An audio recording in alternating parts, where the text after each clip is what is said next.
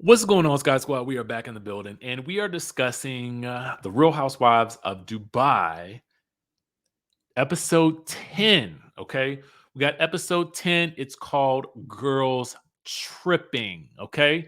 So we're going to dive right into this. And I got to tell you the truth. When I watched this last night, I had just finished recapping Real Housewives of Beverly Hills, and I'm making a concerted effort to try to take a few less notes, to really watch the show for enjoyment purposes, because sometimes I feel like I'm doing reviews and I'm no longer enjoying the show. I'm just making notes and it's beginning to feel like work.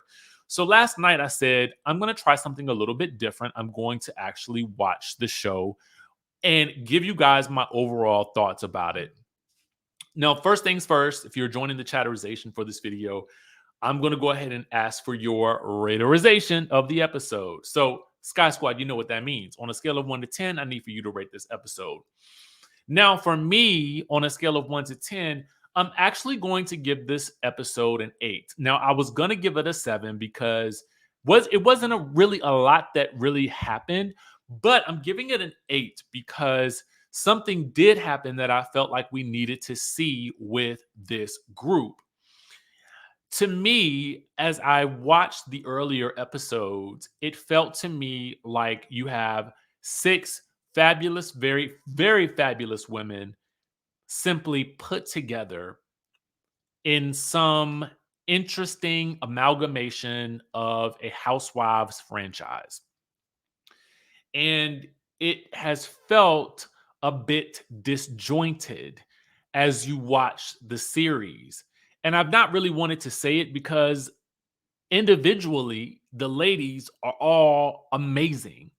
However, it just felt like they weren't really that connected. And so to me, it's been hard to really, I don't know, enjoy this for as much as I've wanted to enjoy it. Sure, I am here for the Chanel Ayan of it all, coming to every scene, literally lighting up the screen with just her mere presence.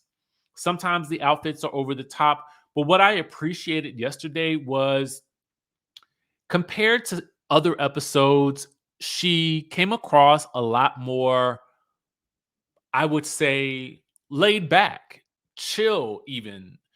She still had her moments, but they felt very natural. Not that she seemed unnatural before, but it just felt like I fell in love with her a little bit more last night, because to me, there was nothing really over the top about what she wore last night.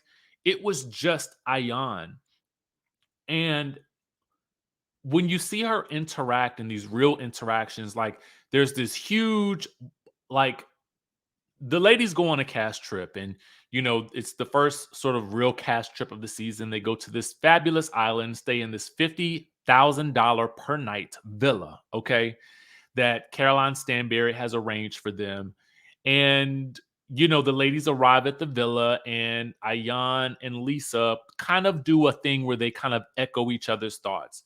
And Caroline Brooks basically tells Ayan to get out of Lisa's behind, out, like, get your tongue out of Lisa's butt, basically, because she feels like, Ayan is merely an echo of Lisa. And so they argue about this, right? As they're going through and checking out the rooms, and it just kind of annoys everybody. But when they talk one on one, and Ayan tells her, like, hey, listen, you know, you have a problem with me. You keep telling me to take my tongue out of Lisa's butt. But for Ayan, it doesn't really make any sense to her. She doesn't get that Caroline Brooks is telling her that she's sucking up to Lisa. And so when Caroline Brooks explains it to her and they're alone together, it's a beautiful moment where Ayan is like, okay, well, you know what? I will try not to do that anymore.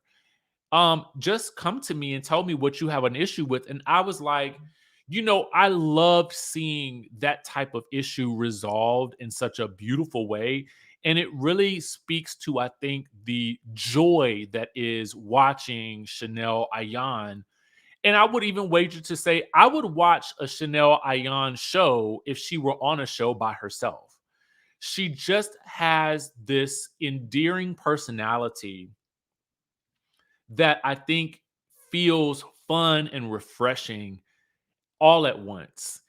And, she is kind of the force to be reckoned with on this show outside of Caroline Stanbury. Now, I add Caroline Stanbury to this force list. I think Carlos King and Ebony K. Williams titled this term the force multiplier. If you listen to the podcast that Carlos King has, and you know, Caroline Stanbury can be that type of person. But in this episode, it was nice to see Caroline, Nina, like really mixing it up with all of the rest of the ladies, even though Sergio was literally almost in tears because he didn't want Caroline to leave him. And so it was also nice to see Caroline not tethered to Sergio and really interacting with the ladies as a group. And I almost felt like I wish that we had gotten a trip with these ladies earlier because everybody opened up in an interesting way. You had Lisa opening up about her brother, losing her brother, which I think it was her brother. Please forgive me if I'm wrong, but that was a really like vulnerable moment. And we had several of those. And it felt like everybody kind of just let their guard down and wanted to have fun. And in order for a Housewives franchise to work, you really need all of the ladies involved to feel like an organic friendship group. And this was the first episode for me. And I have to admit that I missed the last two episodes. One, I missed because I was traveling and I didn't have time to go back. Last week, because I was just extremely exhausted from a very long week of content creation, other work that I'm getting done, and it was just too much. And I just tapped out. So please forgive me for missing those. But I got to tell you, jumping back into this episode, while it wasn't so much that there was plot moving action, I did feel like this was what they needed in order to feel like a more cohesive housewives friend group, which is what we look for in these types of shows, right? So they play games, they really just, everybody seems like they're on good footing, and it is just a nice time. And so you get to the end of the episode, and of course, there's a cast dinner, of course, on the second night. And I can't even remember what the conversation was really about. I think it was about, feeling independent as individual women. And somehow the conversation ends up triggering Ayan to the point where, as Caroline is trying to make a point about, owning or running your own business. And she asks Chanel, have you ever run your own business?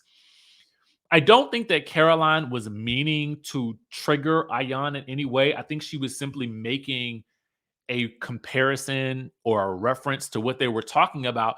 But for some reason, this ticked Ayan off. Like it became like you couldn't even reason with her. And this is what I do. I mean, in this instance, I felt like Ayan was wrong, right? Or not that she was wrong. I felt like she overreacted to what Caroline Stanbury was trying to say and do, and the point that she was trying to make. But I don't know what it was that necessarily triggered her, if it was the fact that maybe she felt like Caroline was thinking that she wasn't smart enough to run her own business. But I don't think that that was the correlation that Caroline was trying to make. She was just trying to explain what that was like. And if that makes any sense to you guys, it was a really confusing situation, but I got what was going on. And it's just kind of difficult to really, really explain because I felt like there was a lot of nuance there. But what I will say is that this triggers something in Ayan, and it's something deeper that even Caroline Brooks has to recognize. Like, this is going beyond. I mean, because as Caroline is trying to reason with her, Chanel Ayan is just going off about how smart she is and how much better she is than Caroline, how much more successful she is than Caroline Stanbury. And I think that kind of goes to back to the heart of what's going on with the ladies now in real time, now that the reunion has filmed, and now that they are all kind of coming at each other on social media, specifically Team Ayan and Lisa versus Team Caroline Stanbury, Brooks, Sarah, and Nina. It's clearly divided between those two camps. So, whatever the issue is between these ladies, I believe that Chanel's is facing something a bit deeper than Caroline knows at this point in time. And Ayan has been triggered. Okay.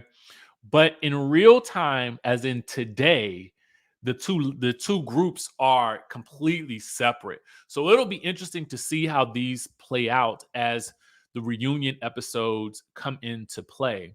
And as we near the end of this current season, I would wager that we probably have about 2 more episodes to go before we get to the reunion. But you guys let me know what you thought about this week's episode of The Real Housewives of Dubai.